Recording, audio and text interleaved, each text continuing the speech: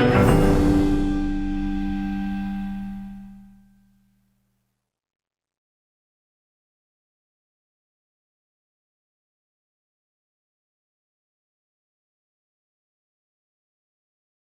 sou a Márcia.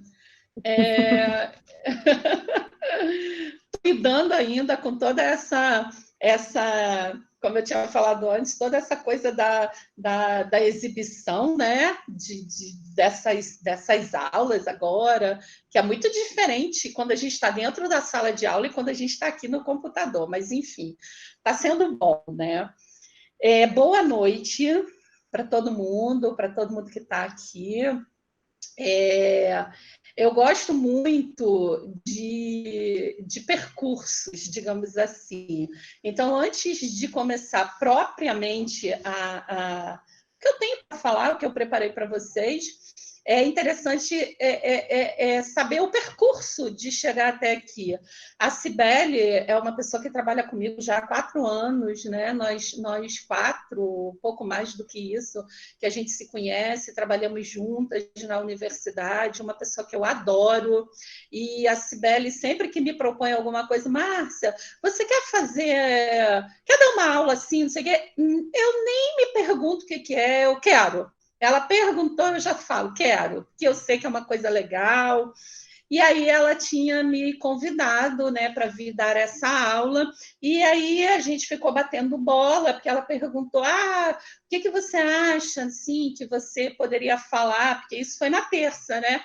E aí eu tinha dito para ela que no ano passado eu fiz uma palestra para uma amiga minha, que é professora universitária também, para a turma dessa minha amiga, para falar sobre pesquisa, mas era pesquisa voltada especificamente para a área acadêmica, pesquisa acadêmica, né, em bases bibliográficas. E a gente foi batendo bola com relação ao tema até que a gente chegou a esse tema aqui, né? Como buscar referências para uma escrita criativa.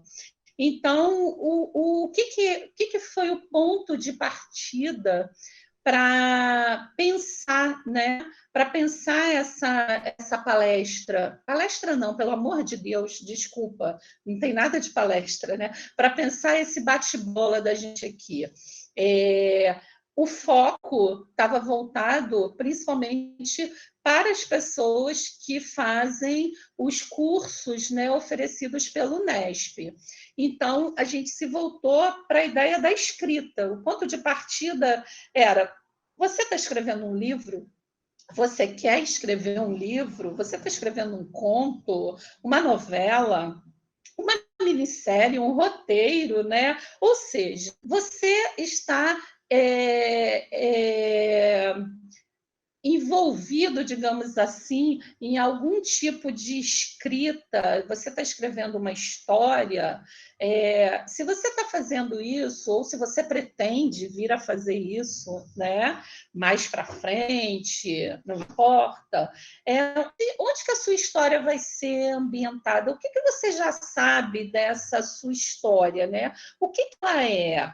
Ela vai ser ambientada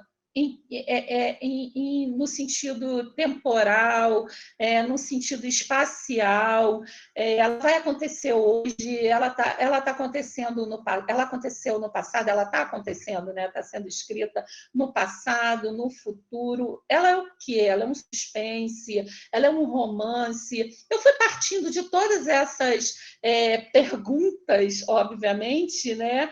Porque seria mais voltada para o público que a Cibele me apresentou. Mas a verdade é que, se você está escrevendo ou se você pretende fazer algum tipo de escrita, você já tem que ter, ou você vai ter que partir, né, de uma estruturação do seu texto. E o que significa? O que eu estou falando dessa estruturação aqui do seu texto? Deixando bem claro que eu não sou escritora de literatura, né? Eu sou, bem ou mal, escritora de material acadêmico, artigos acadêmicos, porque eu sou uma pesquisadora também, tá? Então, assim, se você está pensando em escrever um material literário, você já deve ter partido de alguns pontos, né? Deve ter pensado no tamanho que esse trabalho que você quer desenvolver vai ter, nos personagens que fazem parte dessa sua história, uma ideia mais geral do seu enredo, né? O enredo, que é esse elemento que vai dar a sequência à sua história, em torno do seu enredo é que vai acontecer a narrativa, né? Os acontecimentos da sua narrativa. Então, isso é o início, digamos assim, né? O pontapé inicial da sua escrita, partindo do princípio de que a sua escrita ela não é hermética, fechada, né? Os seus personagens, digamos assim, a história que você está desenvolvendo, até você pôr o fim, ela pode ser modificada, ela pode ser reestruturada, ela pode ser repensada, né? E algumas vezes você precisa até mesmo voltar lá no início para poder modificar alguma coisa. Então, partindo desse princípio, desse cenário que eu coloquei, para a elaboração desse seu trabalho, você vai precisar de duas coisas inicialmente, né? Planejamento e pesquisa. E é justamente aqui, na parte da pesquisa, que eu pergunto para vocês, né? Como que vocês fazem a pesquisa que vai dar a base para a escrita que vocês estão desenvolvendo, né?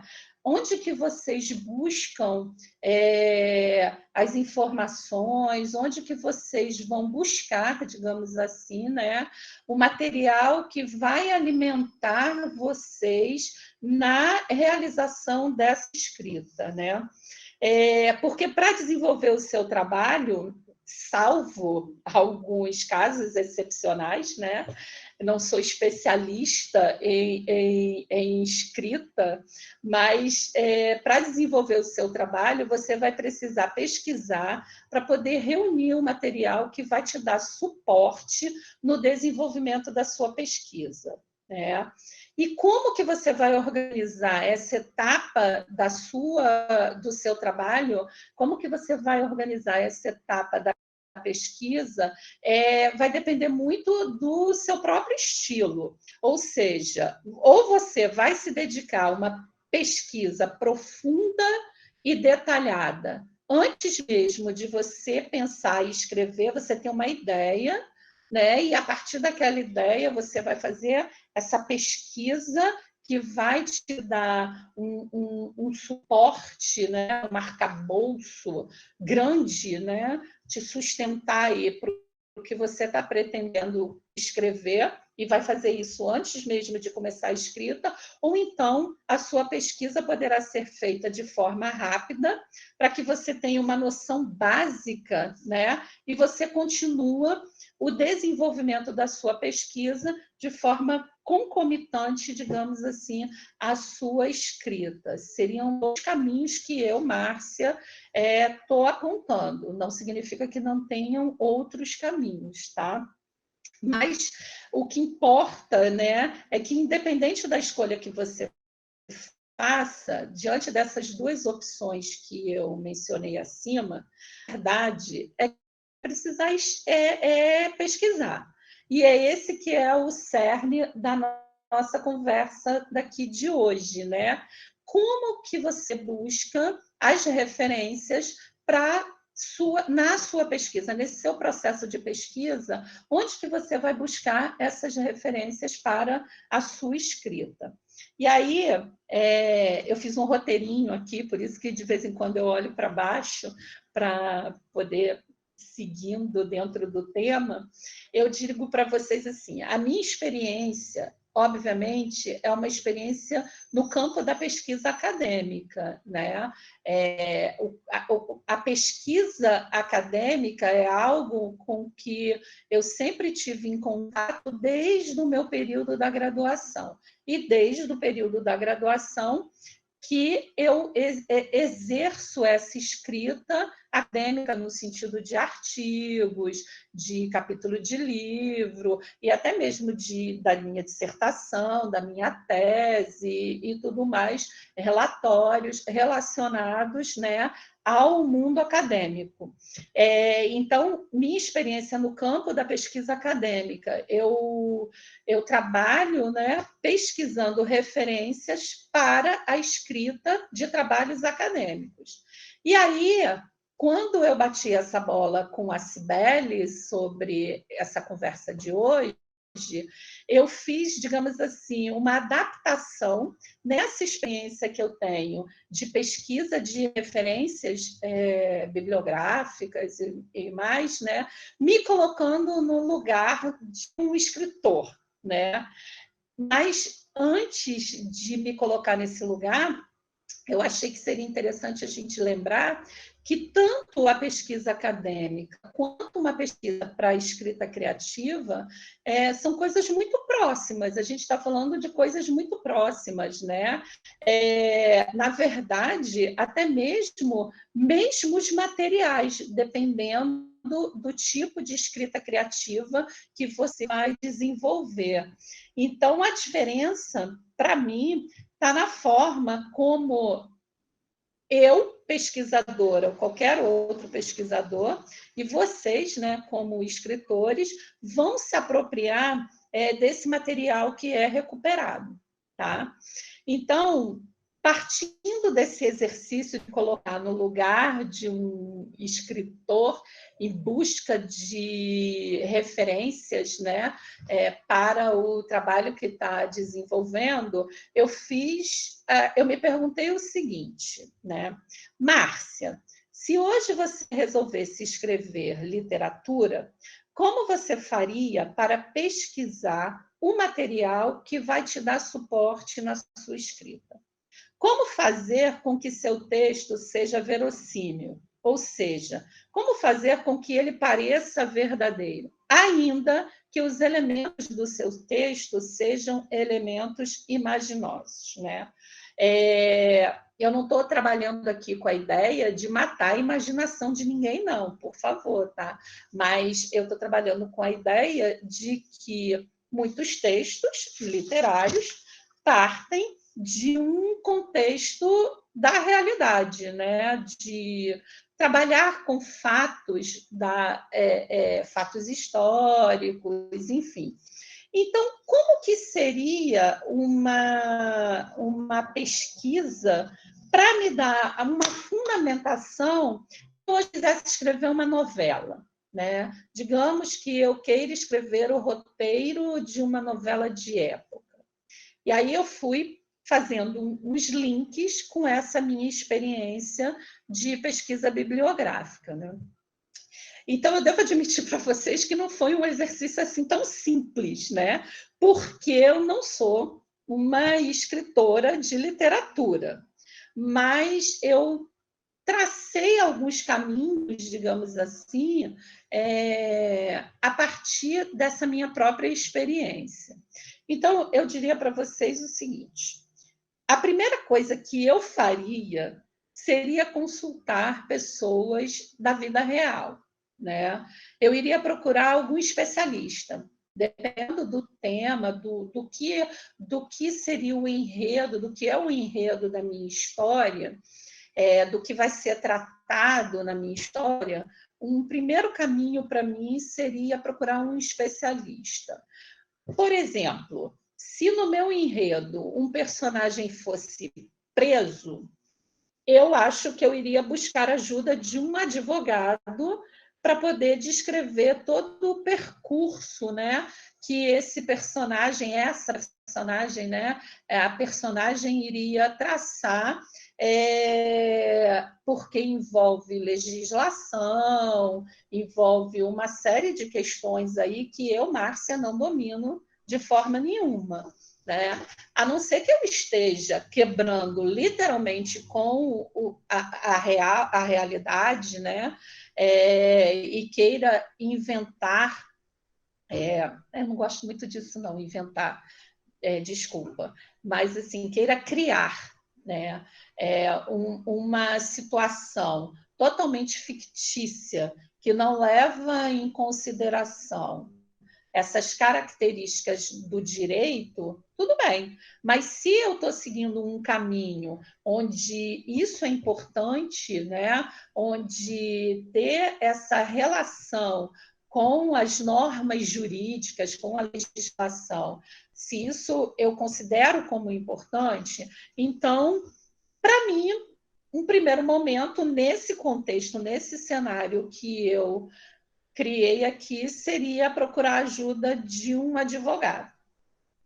Mas eu também seguiria o caminho da pesquisa em busca de referências, tá? De referências, e tanto bibliográficas como referências também por outros tipos de fontes, porque dependendo do que eu vou trabalhar, eu posso precisar de fontes documentais, eu posso recorrer a fontes visuais, eu posso recorrer a fontes orais, né? Eu, quando fui procurar material para poder montar essa apresentação, a primeira autora que eu procurei foi assim, deixa eu ir lá ver como que a J.K. Rowling, né? Como que ela fez? E sabe o que eu descobri? Eu descobri uma coisa muito interessante. Eu sou meio rata de internet, rata de Google, e eu joguei tudo quanto foi termos, né? Mais lá para frente eu vou explicar um pouco sobre isso, que a gente chama de palavras-chave e tudo mais. Eu joguei tudo quanto foi termo que eu consegui imaginar relacionado à ideia de como que um escritor faz pesquisa para escrever um livro. Obviamente que eu não botei essa frase imensa assim, comecei a testei ela, usei outros termos, e o mais engraçado é que eu não consegui encontrar em canto nenhum. Se alguém souber, depois até quiser me dar a referência, eu agradeço, mas eu não consegui encontrar, procurando, buscando no Google, a descrição desse processo, que é um processo muito importante na escrita. Tem muitos autores, inclusive, contratam pessoas para fazerem essas pesquisas para eles, né? Tipo como fala? Uma divisão aí do trabalho. Né? Se vocês pegarem alguns livros, alguns romances, vocês vão ver lá no final os agradecimentos, e muitos agradecimentos a pessoas que colaboraram na pesquisa para a elaboração desse livro. Mas o fazer da pesquisa, né, a descrição, digamos assim, metodológica de como essas pesquisas são feitas, parece que é algo muito natural, tipo, não, assim, todo mundo sabe fazer, qualquer um sabe fazer, né? E aí eu fui procurar do Harry Potter, por conta, obviamente, do sucesso, da saga, porque eu amo as histórias do Harry Potter também, e aí eu, poxa, deixa eu procurar aqui. E, na verdade, se vocês procurarem, vocês vão encontrar ela descrevendo o processo que ela passou para escrever a história, criar a história. Ela contando, isso eu já sabia, né? Como ela teve a ideia num determinado momento andando de trem, como que ela parou, como que ela saiu do país dela, casou, mas a ideia estava lá. Então, é muito engraçado, porque em todos os lugares você encontra a descrição da feitura do livro, do processo criativo para se escrever o livro. É como se as informações que estão no livro, elas fossem todas originárias da mente do escritor. como se o processo de pesquisa não fizesse parte da feitura da escrita do livro. Ah, mas todo livro precisa de pesquisa? Não, obviamente que não. Mas se você pega um livro, e por isso que eu também achei muito interessante usar o Harry Potter, né? Que é um livro robusto como aquele, né? Com tantas personagens, com tantos cenários, acontecimentos e referenciais, obviamente que teve um processo de pesquisa ali, um processo de pesquisa grande, exaustivo, mas esse processo acaba não aparecendo, né?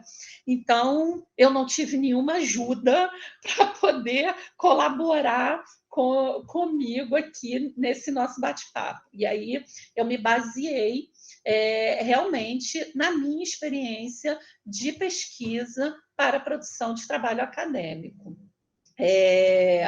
E para isso, né, a gente sempre tem aí um divisor de águas. Eu adoro esse divisor de águas, né? Quando a gente fala de pesquisa, até meados da década de 90, o caminho mais comum, o fluxo comum da pesquisa era a gente ir para a biblioteca. O primeiro caminho era esse, né? A gente ia para a biblioteca, a gente fazia aquelas buscas, né, nas gavetas. E por que a gente ia na biblioteca? Porque até meados da década de 90, a biblioteca era um espaço por si só de referências, de diferentes referências, né? Porque eu tenho bibliotecas nas mais diferentes instituições. Enfim, depois da década, a partir de meados da década de 90, o que a gente vai ter é cada vez mais, né? E isso, obviamente, hoje, de forma muito clara, é o uso da internet nas pesquisas, né? A gente hoje, todo aquele acervo, eu posso até dizer todo aquele acervo, né? Sem cair num erro. Todo aquele acervo que até meados da década de 90 a gente ia na biblioteca buscar, ele se encontra disponível na internet. Pelo menos as referências do acervo se encontram disponíveis na internet, né?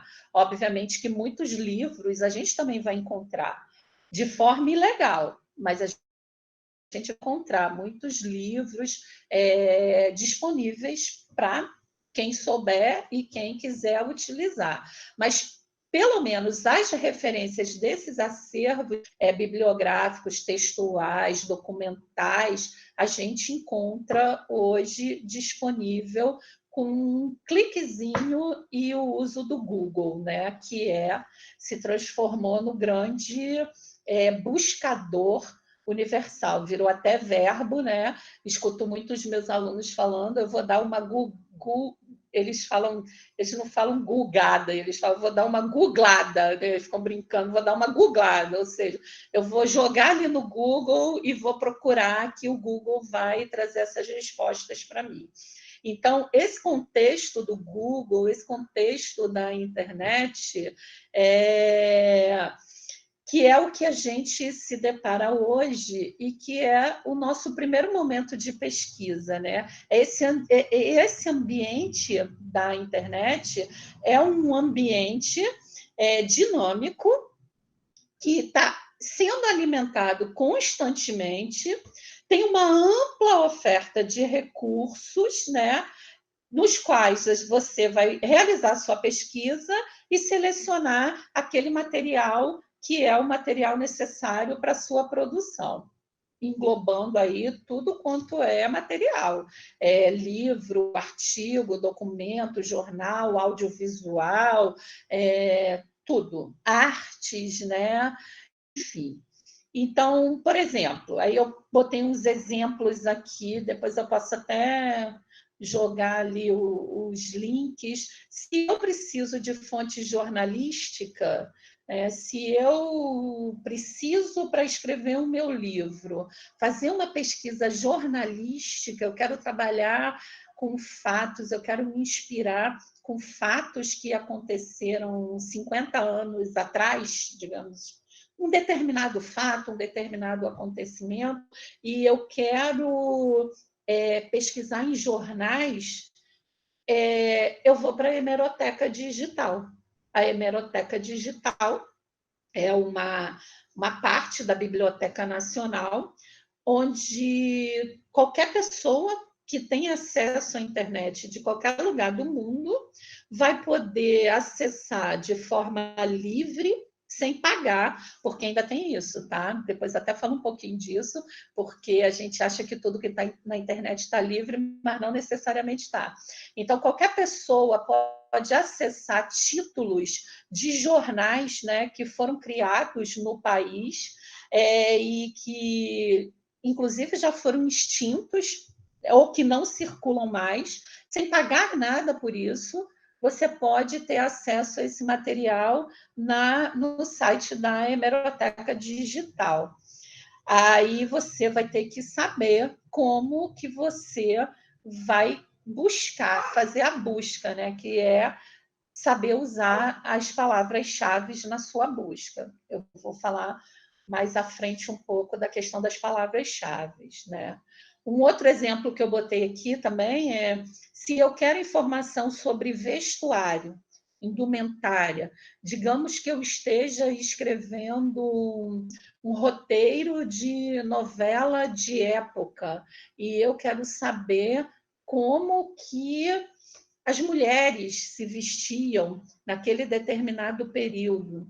Onde que eu pego referências sobre isso? Se eu tenho, ou até mesmo se eu estiver escrevendo um romance e eu quero descrever, né, a roupa das personagens, onde que eu pego informação para eu poder descrever se isso é algo importante na minha escrita, né? Então, onde que eu pego essas informações? Bem, a gente vai ver que aqui no Brasil existem alguns museus da moda, né? Até no Rio de Janeiro tem um museu da moda, mas eu acho que ele não tem um acervo assim muito significativo, não. Mas lá no Rio Grande do Sul tem um museu da moda, MUM, que fala, né? MUM, um museu da moda com, acho que eles têm, deixa eu pegar uma colinha aqui, ó, uma reconstrução estética de 4.000 anos do vestuário feminino. Eu fico imaginando o vestuário feminino de 4.000 anos atrás, mas tudo bem, né? Entrei lá no site, você tem acesso a algumas imagens, descrições, mas você não tem acesso a tudo, né? Na verdade, ele funciona mais como um pontapé inicial para você saber o que tem, o que não tem ali, mas ele não disponibiliza todo o acervo que ele tem. Outra opção também, se você está interessado em vestuário, e eu continuo usando o exemplo do vestuário feminino, né? Você pode buscar revistas, né? As revistas femininas ou não, né? Não necessariamente a revista Caras não é uma revista feminina, ela é uma revista que tem lá um determinado público, mas esse público não é um público exclusivo feminino. Só que imagino que quem pegar uma revista Caras daqui a 50 anos, ele vai ter, essa pessoa vai olhar a revista e vai ter uma informação sobre vestuário, né? Apesar desse não ser o foco da revista, tá bom? Então, uma outra opção seria buscar revistas publicadas na época de ambientação da minha história. E aí eu tenho o Museu Histórico Nacional. Ele tem uma parte lá na biblioteca dele com um acervo, com uma coleção de mais de 150 edições de uma revista francesa que foi lançada em 1843. Olha que coisa interessante. Eu descobri isso hoje. E não descobri nem fazendo pesquisa, o que foi mais engraçado ainda. Eu descobri vendo, porque eles fizeram uma postagem sobre isso na página do Instagram deles. Aí é que eu fui saber que o Museu Histórico Nacional tem essa coleção, mas essa não é a única revista que tem lá, tá? Então, a partir disso que eu apresentei, eu botei aqui algumas dicas rápidas, né, relacionadas à pesquisa. Primeiro, independente de se a sua pesquisa é uma pesquisa acadêmica, uma pesquisa para uma escrita criativa, literária, você parte de um tema e de um assunto, né?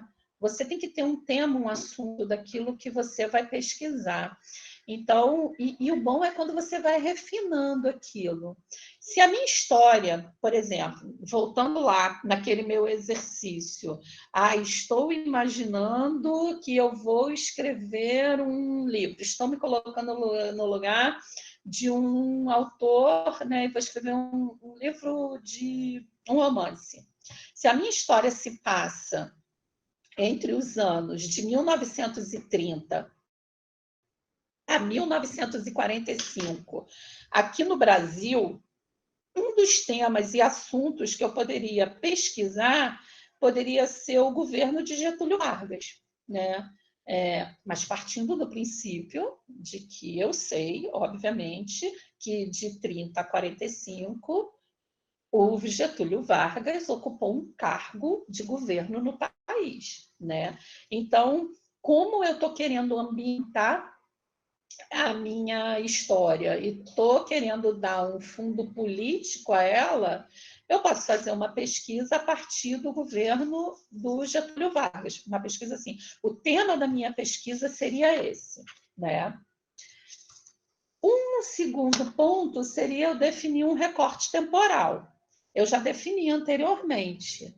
A minha história se passa de 30 a 45. Mas com relação ao recorte temporal, eu tenho duas questões. Eu tanto posso buscar referências do período de 1930 a 1945, principalmente se eu estiver buscando documentos, como eu também posso recuperar materiais mais recentes que venham abordar esse tema, e eu vou fazer um outro recorte. Eu coloco como ano de início 2000 e ano final 2020. Então, eu posso pesquisar Getúlio Vargas, presidente, de 2000 a 2020, porque além de saber, além de buscar o que se tem de 30 a 45, que foi o período de governo dele, eu também estou querendo ler coisas mais recentes que estão fazendo uma análise sobre esse período recortado, tá? Outra coisa, delimitar as minhas palavras-chave. Esse é um dos grandes problemas com relação à pesquisa, né? Como encontrar palavras-chave que vão recuperar aquilo que eu espero que elas realmente recuperem, né? O uso de um termo, eu não diria nem correto sim, mas adequado seria um dos grandes problemas na pesquisa. Como que eu encontro uma boa definição dos meus termos de busca, para que eu possa recuperar um material que realmente seja um material que tenha qualidade para aquilo que eu pretendo. Então, usando como exemplo lá o meu livro, que vai trabalhar com o Brasil de 30 a 45, eu posso colocar como termo de busca presidente Vargas. Mas aí eu tenho um problema, né? Se eu ponho presidente Vargas, não necessariamente eu recupere somente o presidente Vargas. Eu também posso recuperar a Avenida Presidente Vargas, né? Isso é uma das coisas que pode acontecer. Presidente Getúlio Vargas pode ser um termo da minha busca. Era Vargas, mas aí eu preciso saber que existe em termos históricos, existe um período que é denominado de Era Vargas, para que eu utilize esse termo de busca, né, essa palavra-chave lá na minha pesquisa. Eu posso colocar governo Getúlio Vargas, obviamente que eu estou muito limitada aqui, porque eu só estou querendo dar os exemplos para ficarem claros, né? Essa é uma questão complexa, de novo, reforçando, porque às vezes eu não consigo recuperar a partir do modo como aquilo foi indexado lá no lugar onde ele está. Então, eu falei para vocês que hoje eu fui fazer uma busca sobre como fazer pesquisa para produção literária. Eu nem lembro se eu usei esse termo, tá? Essa expressão toda.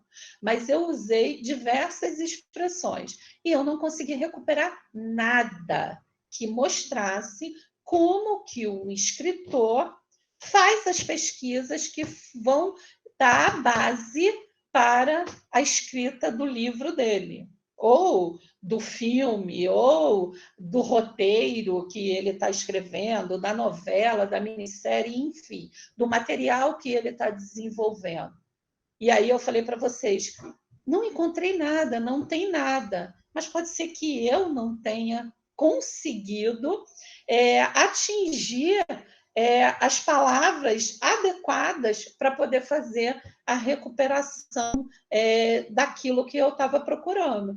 Na verdade, eu fiz rápido, né? Foi só um teste. Se eu tivesse que realmente fazer isso para um trabalho, ou seja lá o que for, eu iria quebrar minha cabeça e pensar em diferentes termos que eu pudesse utilizar para ter chances, aumentar as minhas chances de recuperar o material relativo a esse tema que eu estou desenvolvendo, tá? E aí a gente chega nos chamados operadores lógicos booleanos, né? O que são esses operadores? O nome é horrível, mas eles ajudam vocês a recuperar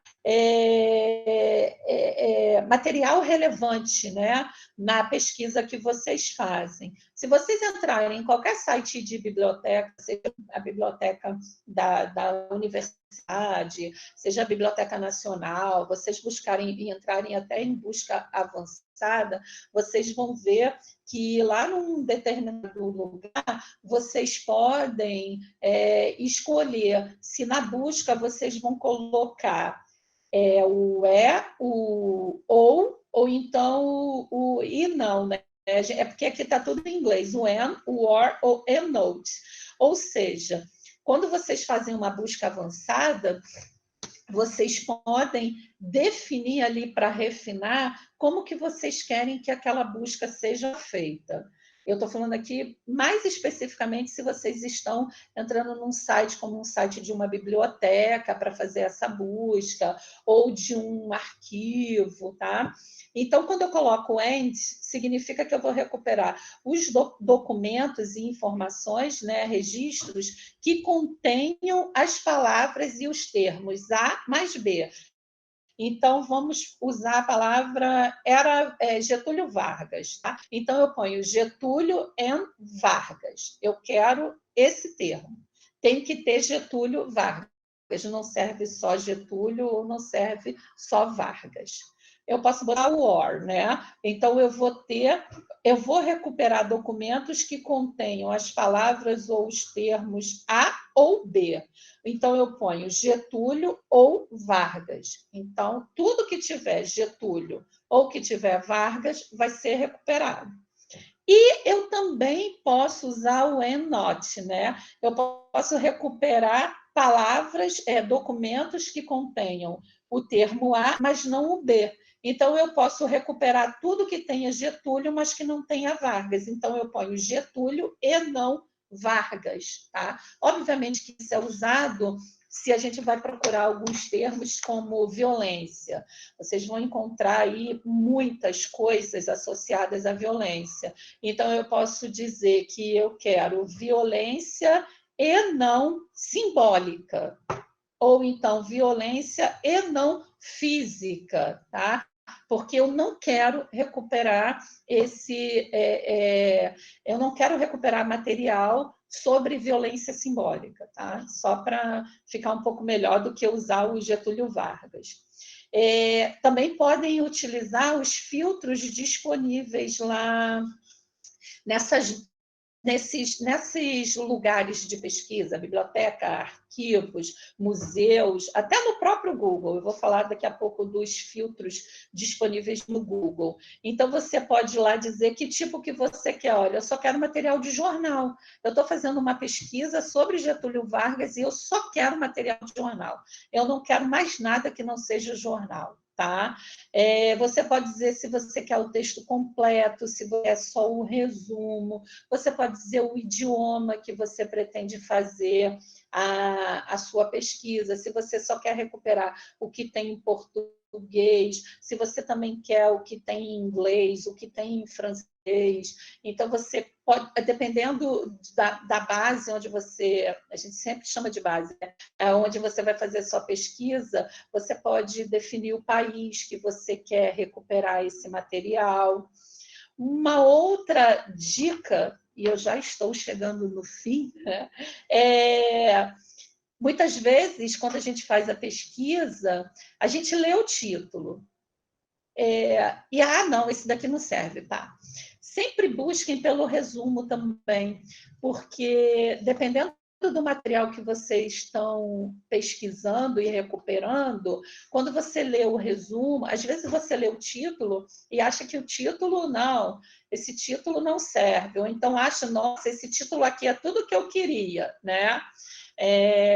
Mas quando você lê o resumo, é que você tem uma noção mais clara do que exatamente aquele material vai tratar. Tá? Então, independente de ser uma pesquisa para escrita criativa ou uma pesquisa para escrever o TCC de vocês, dissertação, mas uma pesquisa acadêmica, é sempre bom vocês darem uma lida nos resumos. Tá? E, por fim, né, eu estou aqui me controlando, já são 7h46, senão eu vou virar o Gustavo Lima, daqui a pouco são 6 horas eu aqui falando sem parar, né? O Google, o nosso amado e querido Google, né? Todo mundo que está aqui presente, com toda certeza, já fez uma pesquisa no Google. Né? Não importa o que você foi pesquisar. Se você foi pesquisar um endereço, se você foi pesquisar o nome de alguém, se você foi pesquisar uma receita, se você foi pesquisar o preço de algum produto, o Google é meu companheiro assim inseparável, né? E quando a gente vai lá e a gente escreve lá no Google o que a gente quer saber, a gente está fazendo uma pesquisa, né? Uma pesquisa, às vezes, muito mais utilitária no sentido de resolver um problema imediato. Eu vi que a Rita Lobo, eu passei pela sala e eu vi a Rita Lobo fazendo um bolo que eu acho que é de cenoura. Meu Deus, e não deu tempo de eu pegar a receita, eu vou lá no Google e jogo bolo de cenoura Rita Lobo. Eu estou fazendo uma pesquisa, né?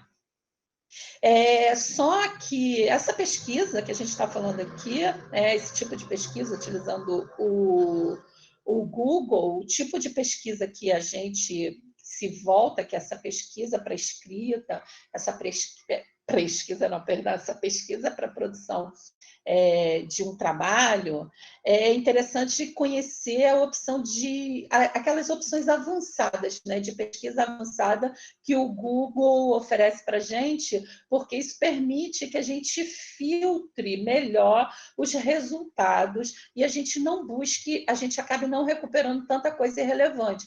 Porque o grande problema do uso do Google, um dos grandes problemas do Google, é justamente o volume de coisas que ele traz. E como nesse volume de coisas que ele traz, eu não me perco e como eu encontro aquilo que realmente é o que eu estou procurando ou está próximo do que eu estou procurando.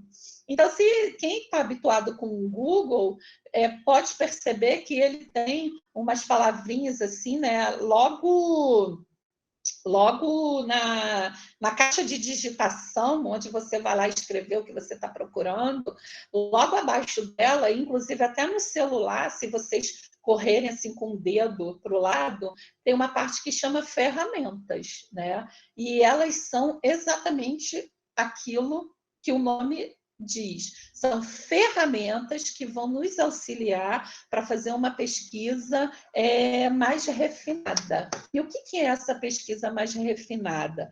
Ali você pode escolher o país, tá? Se você só quer recuperar se você só quer recuperar referências do Brasil, se você quer de qualquer lugar, e aí você pode buscar, dependendo do idioma que você está usando, da palavra que você vai escrever lá, a palavra-chave que você vai utilizar, você pode recuperar de qualquer lugar no mundo, tá? Se você quer a data, tem coisas que eu busco lá que eu sempre coloco assim, no último ano, porque eu só quero, daquela minha pesquisa, o que tem relativo ao último ano. Mas você pode botar no último ano, no último mês, na última semana, você pode delimitar os anos, você pode criar lá o recorte temporal. Então, de 2000 a 2020, ele te permite fazer tudo isso, né? Você pode escolher o formato de arquivo, você pode recuperar com aquele tema que você está colocando imagens, você pode recuperar vídeos, ou seja, as ferramentas do Google não é a busca avançada, mas ela é muito intuitiva, digamos assim. O bom do Google é isso. Acho que por isso que por isso não, né? Um dos fatores dele ganhar tanto, se espalhar tão rápido, e o uso dele, né, se espalhar de forma tão rápida, é justamente isso. A facilidade, ele tem uma interface amigável que te convida a estar ali, não é complexo você procurar. Muitas vezes as pessoas optam por buscar no Google em vez de fazer a pesquisa, por exemplo, na Biblioteca Nacional, porque elas acham que é muito complexo tudo aquilo que abre quando você vai fazer uma pesquisa na Biblioteca Nacional, ao passo que no Google é muito mais fácil, só que essa facilidade que o Google apresenta, ela tem também algumas coisas aí por trás que a gente tem que saber como procurar, né? Eu costumo sempre dizer, quando faço análises da internet, que as pessoas têm ideia de que a internet ela é muito democrática. Não, a internet não é democrática. Ela não é nem democrática no acesso, porque não é todo mundo que está plugado, e ela também não é democrática no sentido de, depois que você se pluga, acessar o que você precisa dentro dela. E o Google é um exemplo disso, né? Ele é intuitivo, ele é legal, mas você tem que ter um jogo de cintura ali para você poder saber o que você vai pesquisar, porque se vocês repararem, e aí nem cabe a discussão aqui, eu não vou discutir, é só, por exemplo, né? Quando você joga qualquer coisa no Google, a primeira coisa que recupera é o Wikipédia ou Wikipedia, né? Não importa como vamos chamar, mas vocês vão reparar que está ali, ó. Primeira informação é aquela. Eu não estou discutindo aqui se a Wikipédia é boa, é ruim, não é. Não vou discutir isso. Mas muitas vezes, dependendo de quem está do lado de cada computador, a pessoa parte para aquela informação e acabou. Ah, está aqui, ó, pronto, tá. E a gente sabe que o negócio é muito mais complexo quando a gente fala da Wikipédia, né? Enfim. Mas não desmerece o fato de que ele realmente tem essa interface, que é uma interface muito boa, amigável, e passa para a gente uma ideia assim, de conforto no uso. Eu não preciso ser nenhuma especialista para poder fazer uma pesquisa no Google. Então, eu acho assim, isso é um pouco dessa minha experiência de pesquisadora que eu trouxe para cá, para apresentar para vocês, para colaborar, né, nesse processo tão basilar, tão importante da escrita, seja escrita científica, seja escrita literária, não importa, que é a pesquisa. Então, espero ter ajudado, o mínimo que seja, para todos vocês, tá bom? Passo agora para a Sibeli. Pessoal, alguém quer fazer alguma pergunta? Falar alguma coisa? Se ninguém for falar, eu bem vou falar, hein? Eu vi aqui uma galera falando pra caramba do J.K. Rowling e do Harry Potter. Temos vários potteristas aqui. Amo! Né? Você foi falar em J.K. Rowling e agora tá rolando aqui um monte de link para ler as influências do Harry Potter.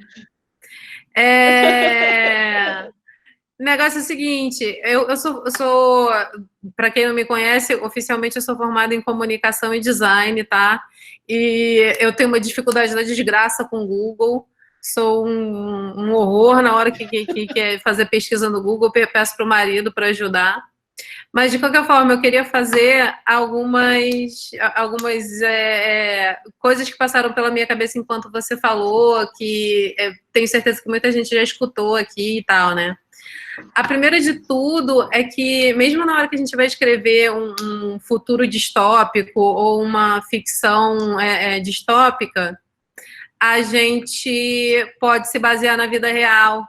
A Margaret Atwood, quando escreveu o Conto de Aia, fez isso, e é muito legal, né? Ela partiu da premissa que qualquer coisa que tenha acontecido, que aconteça na história, tem que já ter acontecido na vida real, no mundo real, em algum momento da história.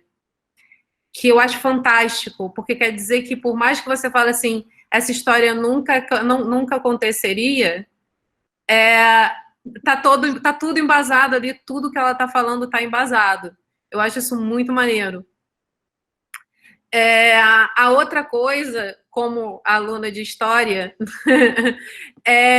eu li todos os livros do Game of Thrones, eu ainda estou me rasgando pro Martin lançar os próximos, mas enfim, acho que ele vai morrer antes. Mas à medida que você vai estudando história, você vai vendo todas as relações com coisas históricas que aconteceram na era medieval, principalmente, inclusive aquela montanha, não, o muro, né, The Wall lá, o muro que separa, aquele muro existiu numa área da Escócia, ele foi lá, ele viu aquele muro e pensou no negócio da criação do muro a partir daquela visão. Que mais? Tem muito livro de história de costumes também, que é muito interessante a gente consultar. Tem livros de histórias de costumes, até mesmo no sentido de, por exemplo, hábitos à mesa ao longo dos tempos. Então, eu quero escrever uma história medieval. Em 1300, ninguém tinha garfo, todo mundo comia com uma faca. Tem coisas interessantíssimas, por exemplo, a galera usava muito copos de bronze e acabavam morrendo intoxicados, porque a cerveja, o álcool reagia naquilo, e reis morriam porque estavam bebendo em copos que soltavam coisas nele. É super interessante a gente pensar nesses livros de histórias de costumes. Porque ele evita que a gente erre alguma coisa se a gente está escrevendo um romance histórico. E a outra coisa que eu acho muito interessante é blogs de pessoas contando a própria experiência. Você vai escrever um livro um livro em que uma mulher vai ter um filho, vai entrar em trabalho de parto. Eu nunca entrei em trabalho de parto, não faço a mínima ideia qual é essa experiência, mas tem centenas de blogs de mulheres contando como é que foram as experiências de trabalho de parto delas. Para quem? Para a gente poder ter uma ideia disso, sabe? Assim, como é que é a experiência das pessoas, para a gente poder descrever aquilo de um modo legal. Acho que são esses 4 pontos que eu queria falar, assim, que foram me passando pela cabeça enquanto ela estava falando, coisas que podem ser interessantes. Vamos lá. Posso responder uma coisa aqui que apareceu? Claro, responde Como tudo. você costuma selecionar suas fontes, como identificar se ela é confiável, quais os critérios que eu uso. Então, foi a Cristiane Ferreira que perguntou. Com relação às fontes que eu utilizo para pesquisa acadêmica, o critério da confiabilidade, obviamente, eu conheço muitos autores, né? Já estou nessa estrada há muito tempo, então eu vou pelo nome dos autores, pelas revistas, né? Para isso a gente tem periódicos científicos, revistas acadêmicas, que são avaliadas pela CAPES e recebem lá uma notinha, periódico A, periódico B, A1, A2, A3, agora já até tem A4, enfim. Então, são critérios que eu utilizo para poder selecionar esse material acadêmico. Com relação ao material, digamos assim, não acadêmico, por exemplo, quando eu vou buscar um exemplo muito prático, quando eu vou buscar uma notícia de jornal, apareceu alguma notícia, assim, eu recebo pelo WhatsApp, vou usar o exemplo de hoje. Eu recebo pelo WhatsApp um link dizendo que o remédio que eu tomo para verme, Anitta, agora é um novo remédio para combater o coronavírus, né? Obviamente que eu recebi esse link, ele veio publicado num site que eu conheço, e eu fui lá, li e tudo mais, mas se ele tivesse vindo de um site que eu considero suspeito, porque tem muitos sites jornalísticos que de jornalista não tem nada. Ele se disfarça, digamos assim, de jornalístico, mas ele é mais sensacionalista. Então, se eu recebesse isso, abrisse, e eu não tenho plena confiança naquele site que tem essa informação, obviamente eu ia pegar essa informação, eu iria jogar no Google, né, de novo, o nosso querido Google, e ia buscar de onde que isso está sendo publicado. Então, dependendo dos lugares onde ele tenha sido publicado, foi publicado no site da CNN Brasil, foi publicado no site do jornal O Globo, perdão, foi publicado, sei lá, num site tal, então eu já começo a acreditar que aquilo dali realmente aconteceu. Então, é verdade que o governo está trabalhando com esse determinado medicamento agora e testando para tratamento do coronavírus, né? Agora, é válido? Não, aí já é uma outra questão. Eu fui buscar a validade da fonte, né? Então, os critérios são esses. Eu tenho que buscar isso nos lugares que eu sei que são confiáveis, entre aspas. Por que eu estou falando confiáveis, entre aspas? Porque até mesmo esses sites confiáveis, em algum momento, já caíram em alguma fake news. Caíram sem querer mesmo, né? Em alguma fake news e depois detectaram, se desculparam, tá?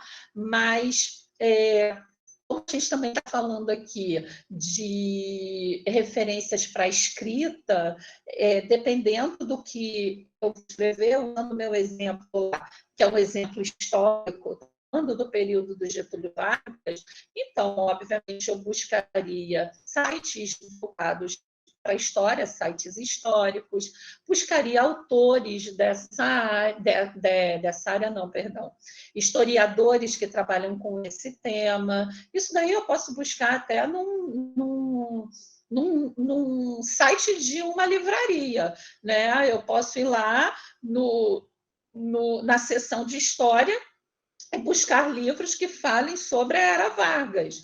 Eu vou recuperar livros escritos por historiadores e também posso recuperar livros escritos por não historiadores. E aí eu vou ter que tomar o meu cuidado de procurar quem é esse autor, né? Deixa eu ir lá jogar o nome do autor no Google para saber quem ele é, de onde que ele está falando. Essa expressão é muito engraçada, mas é válida, né? Então, é um pesquisador. Esse livro aqui é produto, é resultado de uma pesquisa séria, acadêmica, né? Ah, mas o outro lá, eu estou desqualificando? Não, eu não estou desqualificando, mas como que ele chegou àqueles fatos, aquilo que ele está narrando, né?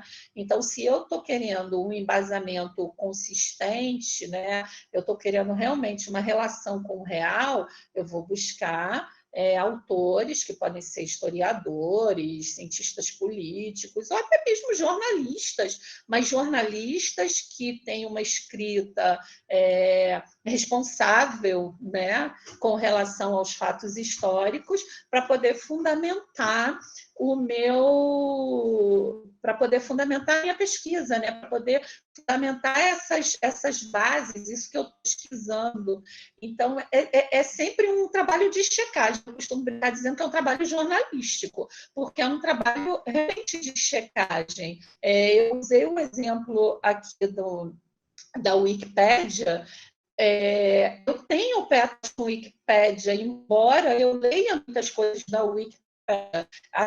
Eu não lembro onde eu li uma vez, e foi há pouco tempo, que a Wikipédia é mais confiável do que o site da Biblioteca Britânica, seja lá o que for, a comparação que estavam fazendo. Depende, né? Depende do verbete que está na Wikipédia, depende de quem escreveu aquele verbete, né? Porque antigamente eu sabia como é que funcionava. Você tem quem escreve, quem controla quem escreve, quem controla quem escreve, mas eu, Márcia, posso ir lá e criar um verbete na Wikipédia. Eu posso ir lá e escrever diversas coisas, né, dentro daquele verbete que está lá, que eu criei. Muita gente cria, inclusive, verbetes na Wikipédia pessoais. Então, eu posso criar lá um verbete Márcia Teixeira Cavalcante e alimentar com informações minhas ali, né?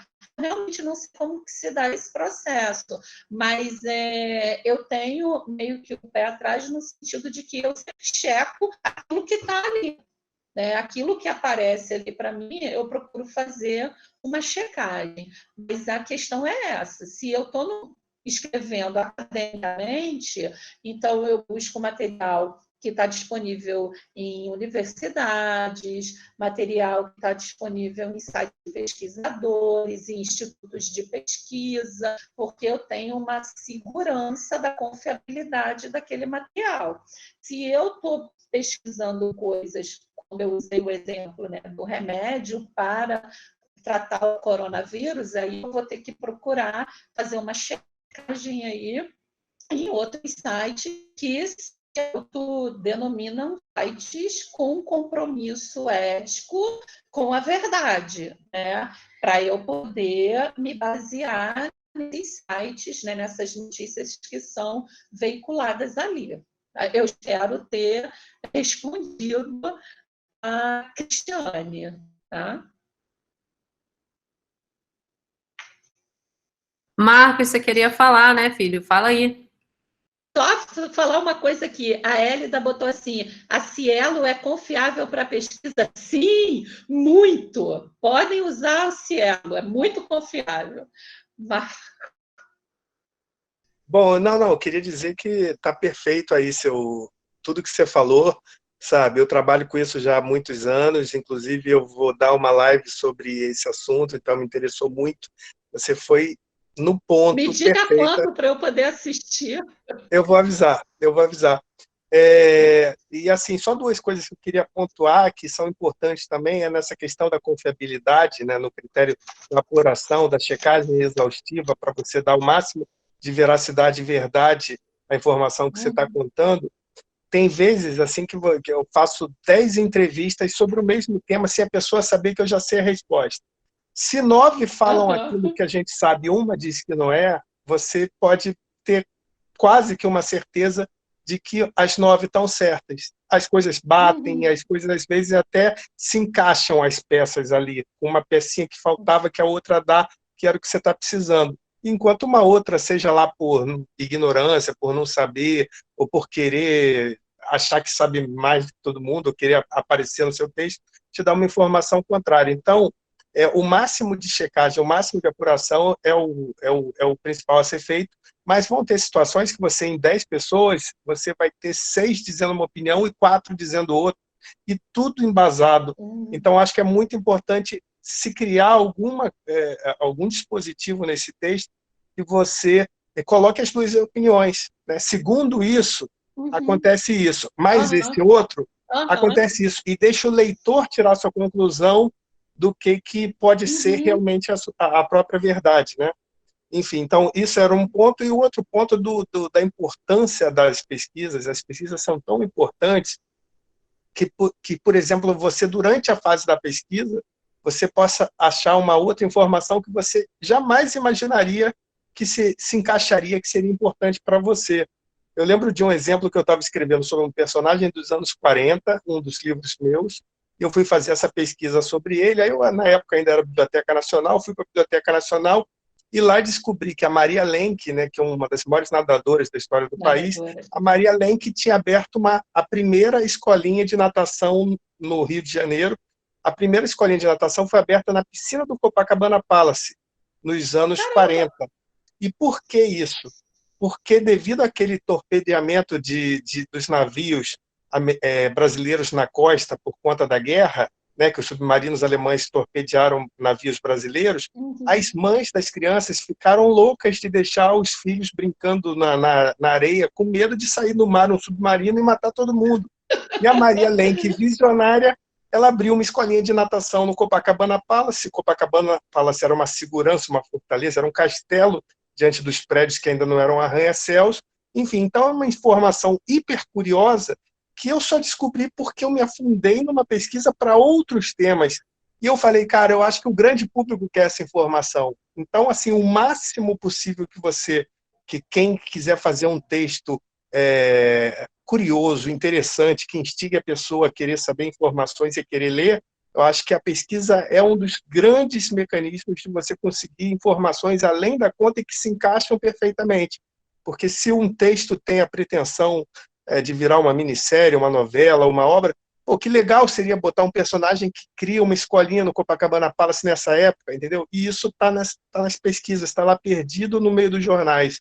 Então, não precisa, não, como você falou, não se deve ater só aquilo que você acha que é importante, porque tem dados periféricos que dão um molho, dão um sabor, dão um tempero ainda melhor se você puder botar, se não for no caso, claro, de uma pesquisa acadêmica, mas sim de uma escrita criativa. Era só isso que eu queria falar, te parabenizando por tudo isso que você já falou. Obrigada, Marcos. E só complementando aí você, várias vezes eu já peguei livros, romances para ler, e aí eu vejo uma informação, alguma coisa que eu fico tão curiosa quando eu leio aquilo, e aí eu vou lá pesquisar, jogo no Google, né? E aí caraca, isso é verdade mesmo, sabe? Assim, cara, que barato que a pessoa conseguiu colocar uma coisa muito legal no meio do texto dela, que você, olha assim, não é possível, o autor deve ter inventado isso, mas me chama tanta atenção, e aí quando eu pesquiso, não inventou, é verdade mesmo, cara. Eu acho muito legal isso, quando eu me deparo com coisas assim. É muito bacana, porque, por exemplo, assim, a gente vai pesquisar, sei lá, sobre política, como você falou do Getúlio Vargas, e lá nos jornais antigos tem o que está passando no Cine Rian, no Odeon, e aí está o Cidadão Kane estreando. Então, aí você pode brincar com o texto de falar, enquanto Getúlio fazia uma medida tal, Cidadão Kane do Orson Welles estava chegando, enfim, e aí dá um molho, dá um tempero que fica ainda mais gostoso e saboroso. E se tiver alguém da época que tenha seus 70, 80 anos, que esteja lendo esse texto, esse livro, esse conto, ele vai ter um encontro, a identificação que vai lembrar, é mesmo, é por aí, foi nessa época, e isso é gostoso e dá veracidade. Né? É muito legal. É isso, parabéns, tá?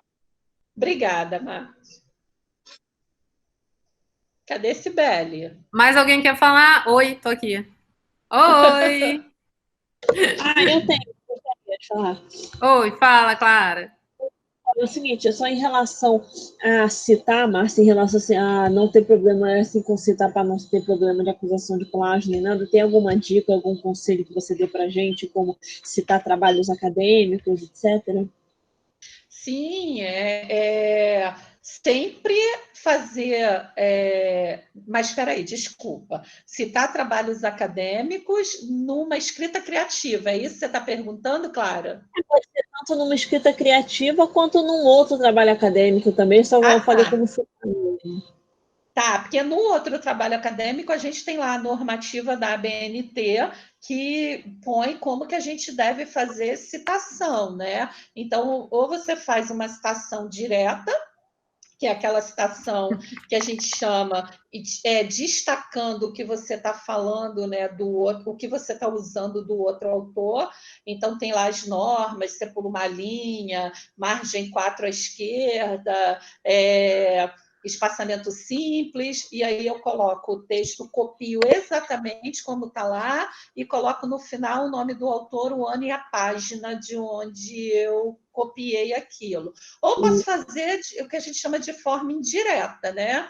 Que é dentro do meu texto dizer de acordo com o que coloca Foucault, e aí uso, né, reescrevo as palavras de Foucault, mas coloco de acordo com o que apresenta Foucault, aí põe 2012 lá entre parênteses e reescrevo. Eu estou fazendo uma citação indireta do Foucault. Então, essas são as duas formas corretas de utilizar outros autores no nosso trabalho acadêmico sem cair no plágio. E no trabalho literário, não tem esse rigor, obviamente, né? Na escrita criativa não tem esse rigor, né? De ter que citar isso e aquilo, fazer. Você pode botar a citação na boca da personagem e sem problema nenhum, dizendo como Foucault já dizia, e isso, e aí você não precisa botar ano, não precisa botar nada, até porque o trabalho literário nem tem referências no final. Você não vai colocar lá no final as referências que você consultou, né? Deixa eu só entrar e falar uma coisinha aqui. Tem uma diferença que é o seguinte, por exemplo, o Marcos trabalha muito com livro de não ficção, que ele conta a história, agora eu não vou lembrar o nome dos títulos do livro dele, mas, por exemplo, sei lá, ele narra a história do Garrincha, entendeu? E aí, nesse caso, ele pode precisar citar fontes, porque não é um trabalho acadêmico, mas é um trabalho em que ele vai estar citando fontes, porque ele está se baseando no trabalho de alguém para contar a história do Garrincha. Eu não lembro qual foi o personagem, se ele ainda estiver aí, ele pode falar. Não é uma obra mas, enfim, ele tem 3 livros assim. de super sucesso, 2 ou 3 livros de super sucesso que são não ficção, que é basicamente baseado em pesquisa. Helena, ele está aí, Helena. Então, o que acontece? Ele faz uma pesquisa super aprofundada, histórica, que aí, bem ou mal, vai ter um momento que ele vai ter que dizer quem disse o quê, até para ele se isentar, né? É que Marcos, nem 1800... se quiser, interfere aí. 1808, né? Aqueles livros do Laurentino Gomes. Laurentino Gomes, isso aí, ele vai colocar ali as fontes dele. Eu estava trabalhando com o ficcional em contraponto à escrita acadêmica, né? Nesse sentido que eu estou falando. Detonei no que, Marcos? Acho que no sentido de dar uma boa resposta, meu Deus. Sim, é porque existe toda essa diferença, né, entre uma escrita acadêmica em que a gente é forçado a colocar aquele bando de regra de ABNT, porque senão não passa, não vai ser aceito na revista, não vai ser, etc. Existe o livro de não ficção, que aí na preparação do original, mesmo que seja um livro, como é que eu posso falar? Que, baseado numa tese, o preparador de original vai sair tirando aquelas referências todas, porque a galera que vai ler um livro que é uma coisa mais amena, mas eles vão colocar uma referência de bibliográficas lá atrás, mas eles vão tirar todos aqueles parênteses, ano, página, não sei o quê, né? E você tem o livro não ficção biográfico, ou real, Uhum. ou contando uma história. Que aí você pode citar você cita uma ou outra referência, porque você tem que se isentar e você tem que dizer que aquilo aconteceu porque XYZ, né? Sei lá, eu li outro dia a história comestível da humanidade, a história de como as pessoas passaram a comer e o que elas comiam, desde os homens das cavernas até o tempo atual, em relação a países e tal. O livro é uma graça. Mas é importante a gente pensar nisso. Ele está todo baseado em uma pesquisa acadêmica de um historiador. Eu estou lendo uma versão light, que não é a tese de doutorado dele, né? É uma versão mais gostosa de ler, mas as referências estão lá atrás. É tipo divulgação científica. É tornar Sim. um trabalho científico duro, uma tese de doutorado, mais palatável, entre aspas, tá? Para um público maior que não é apenas o público acadêmico. Sim. Então, divulgando ciência, fazendo divulgação científica. Sim, né? Sem dúvida. E aí tem o outro lance, que é o que o Marcos faz, que é uma coisa, que é uma pesquisa enorme, jornalística, para fazer uma biografia de um cara que ele tem que se basear em pessoas. Ele não precisa... se você vê alguns desses livros, você vê no final, assim... Queria agradecer as entrevistas que eu fiz com o João, Beltrano, Maria, não sei o que, blá, blá, blá, o acesso ao acervo pessoal do Joãozinho e da Mariazinha. Por quê? Porque ela não necessariamente consegue citar referências com cara de ABNT dizendo, sei lá, Sprengers Thomas, ponto, entrevista concedida no dia tal, mas ali nos agradecimentos ele vai agradecer todo mundo que ele entrevistou, né, e fazer a lista dos entrevistados. A Sandra queria fazer uma pergunta, não é?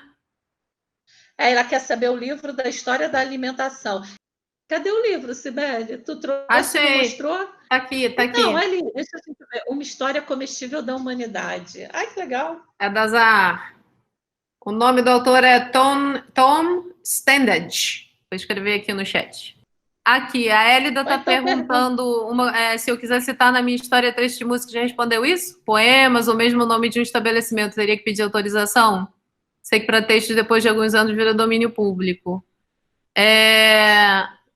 Texto vira domínio público a partir de 70 anos, depois da morte do autor. E não da escrita do livro. Trecho de música assim, cara, a menos que você esteja falando mal da música, ninguém vai reclamar, não, tá? Mas lá na aula de direito autoral da pós, a galera, o cara fala, oficialmente você não pode. Mas você faz. E geralmente a galera não reclama. Então não tem muito problema, não. Porque a pessoa não põe a letra inteira, às vezes coloca uma frase. Colocar um poema inteiro que é complicado. A pessoa pensa assim, como já cantava Tom Jobim, aí põe uma frase.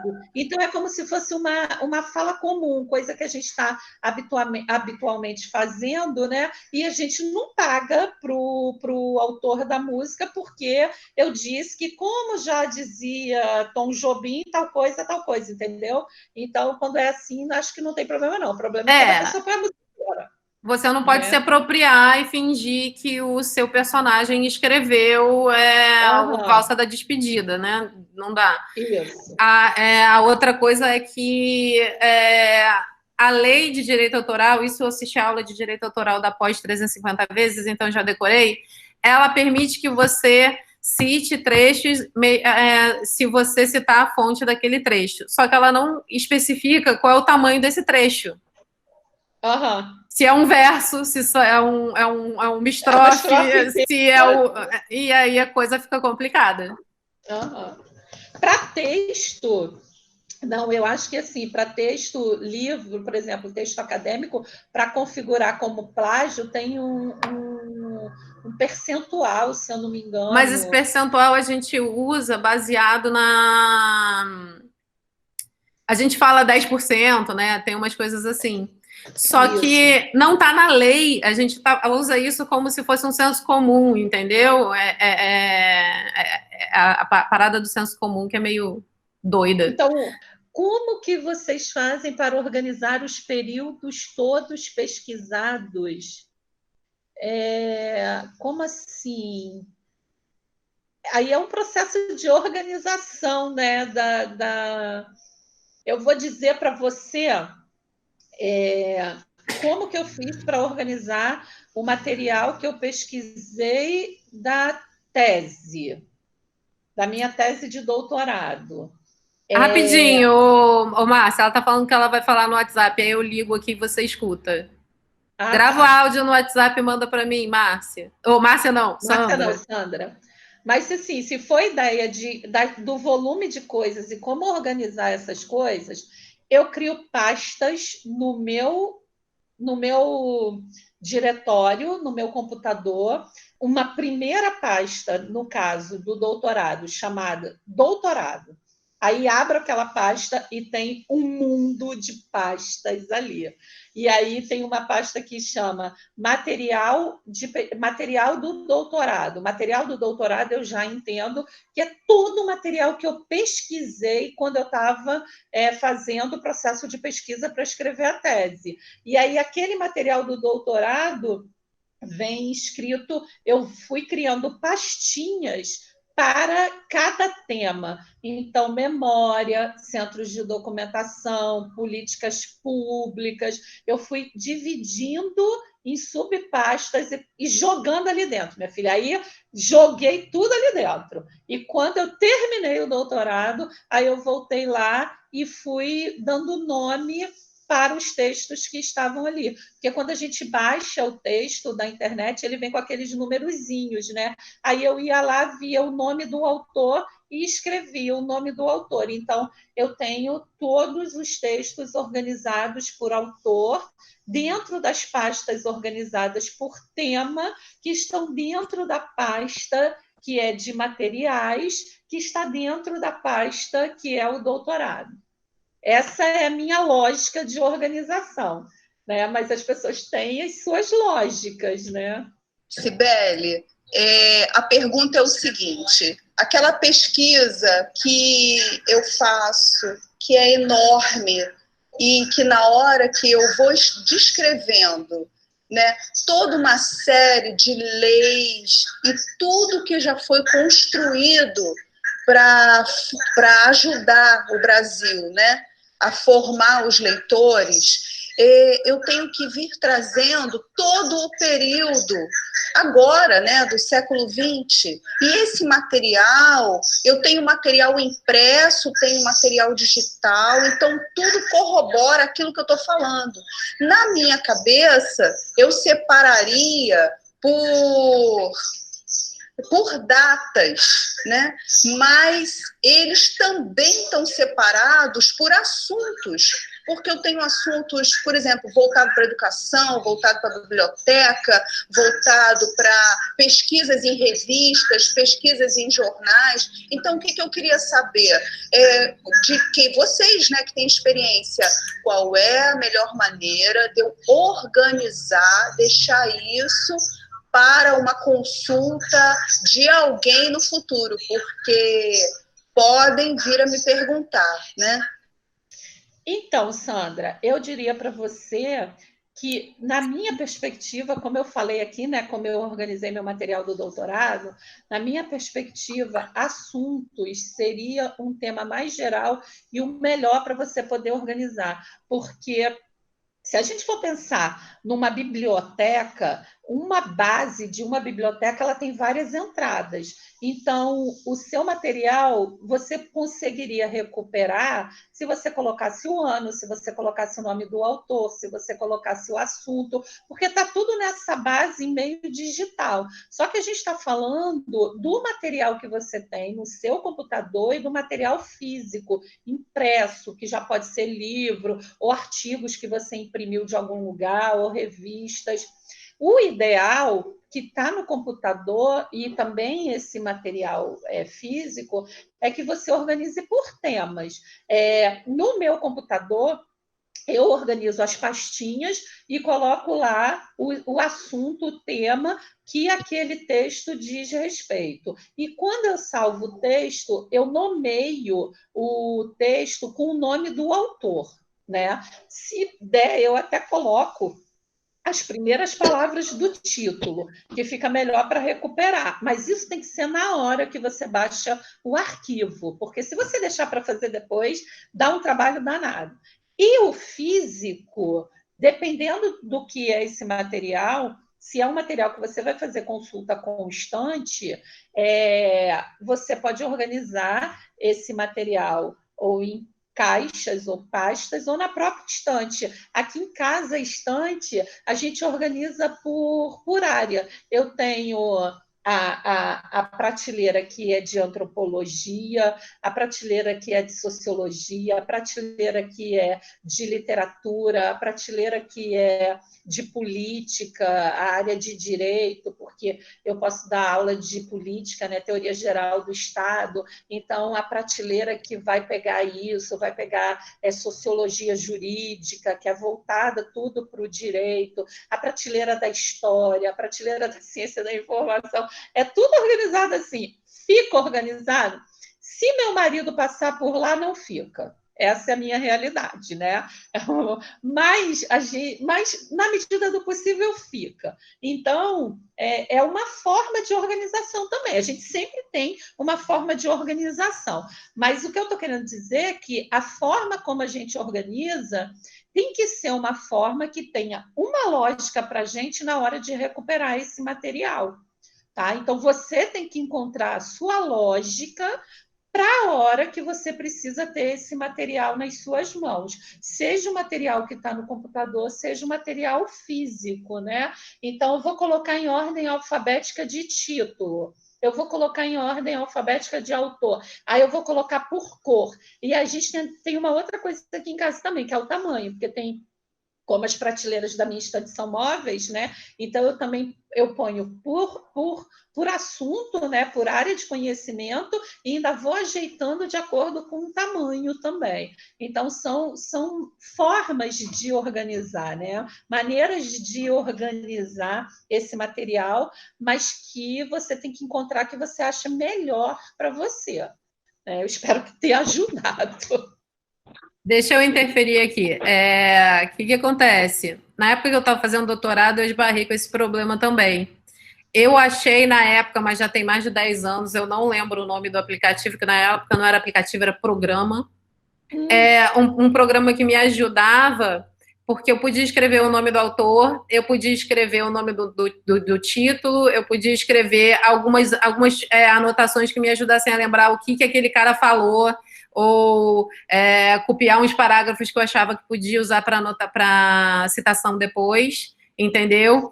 E aí, na hora que eu fosse pesquisar, aquele banco de dados, eu podia escrever qualquer palavra ali, que ele caçava a palavra que eu estivesse procurando. Então, se eu tivesse assim, poxa, quem é... Minha tese era sobre audiodescrição. Poxa, quem é que falou... Cadê aquele exemplo de audiodescrição de estátua em museu? Aí eu escrevia museu. Aí aparecia lá todas as entradas de audiodescrição feita em museu que eu tinha, porque eu tinha muita coisa impressa, muita coisa escrita, muita coisa que as pessoas me mandavam, porque eu pedia para alguns centros que trabalhavam com audiodescrição me mandar material que eles tivessem, em trocentas línguas diferentes, e aí eu fazia isso, sabe? Eu organizava tudo nesse aplicativo, porque eu tenho uma memória horrenda, assim, então eu precisava daquilo ali para viver. Deve existir outros programas melhores, muito melhores hoje do que eu terminei meu doutorado em 2010, né? Então tem 10 anos já. Mas deve ter alguns programas que ajudam você a fazer isso. Agora, é uma coisa de disciplina, assim, tudo que você lê, você tem que estar com aquele aplicativo aberto e sair escrevendo. Não. Eu estou aqui, é porque eu fiquei com Zotero na cabeça, e eu não estou... Eu ia até pegar o celular para olhar. Enfim, eu uso um desse, que eu coloquei a extensão dele no navegador do meu notebook, e quando eu pego qualquer referência na internet, eu clico com o botão direito lá em cima dessa extensão que eu coloquei no navegador, e ele automaticamente já organiza ele lá dentro do aplicativo que eu tenho no meu celular, e eu tenho no meu notebook, e vai organizando, mas ele não organiza o texto. Ele organiza a referência. Essa que é a questão ali, né? Mas aí ele organiza, ele pode organizar também a partir da organização que eu dei no meu como fala? Acabei de falar a palavra, no meu diretório dentro do computador. Eu fiz isso. Eu mandei ele importar tudo do meu diretório, e aí ele foi lá e copiou tudo e está organizado nele. Quando eu clico nele, ele abre, eu clico na referência e ele joga para o que está no meu computador. Mas o que não está no meu computador, ele joga para o que está na internet também, se eu não quiser baixar, entendeu? Aqui, a Cristiane Ferreira falou, olha, tem vários, tipo Evernote, Notion, Google Keep e OneNote. Esses são legais, mas existem outros que são especializados para você fazer pesquisa para texto, em que ele deixa você acrescentar palavras-chave e fazer outras coisas que o Google Keep não faz. Eu uso o Google Keep por um monte de coisa, até para lista de compra de supermercado. O Evernote também, para salvar uma outra coisa aqui. Mas existe um aplicativo que é realmente para a gente trabalhar com um trabalho acadêmico ou para essa coisa de pesquisa, para uma escrita mais complexa. E aí ele vai te ajudar nessa coisa de você poder colocar palavras-chave, de você poder colocar resumo, de você poder colocar umas citações que, de repente, te ajudem a lembrar o que é, e fazer essa pesquisa geral em tudo. E aí você escreve uma palavra e vai aparecer todas as vezes que aquela palavra apareceu e fica bem mais fácil de trabalhar. Tá bom? E ele faz uma outra coisa também muito interessante. Para quem está escrevendo trabalho acadêmico, ele monta toda a referência bibliográfica. Depois você só importa toda a referência bibliográfica já formatada nas normas da ABNT, se eu não me engano, e você importa e coloca no final do seu trabalho, porque ele já organizou tudo bonitinho lá para você.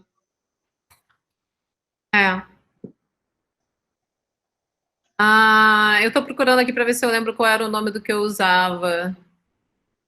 Aqui, Mendeley tem um... É o Mendeley.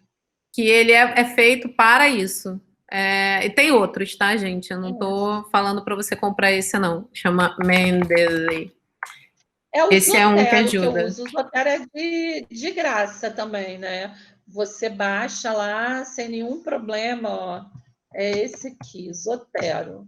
Eu vim olhar aqui, porque eu sempre confundo o Zotero com o outro que eu tenho, que é o Trello, né? Mas que o Trello é outra coisa. É outra coisa, serve para outra coisa. O Trello é outra coisa, é por isso que eu vim olhar, né? Mas é o Zotero que eu uso, no meu navegador, né? E é bem legal, muito interessante. Então, foi, né? Eu acho que foi. Galera, muito obrigada pela presença. Obrigada Márcia. a todo mundo que resistiu até o final. Foi muito bom. Obrigada por tudo, galera. Quem não conhece a gente, eu sou Cibele Bustamante, a Márcia foi convidada da gente hoje para a palestra. E nós organizamos cursos, publicações e eventos na área editorial e na área de conteúdo digital também. Então, quem quiser, por favor, siga a gente. Márcia, mais uma vez, muito obrigada. Galera, muito obrigada por ficar aqui e apreciar esse momento com a gente, tá bom? Marcos, muito obrigada pela... todo mundo. Marcos, muito obrigada pelas contribuições. Galera que participou também, muito obrigada. Galera que só escutou também, muito obrigada. Valeu. Tamo junto, Marcos. Tamo junto. Beijo. Tchau. Obrigada. Beijo, Cibele.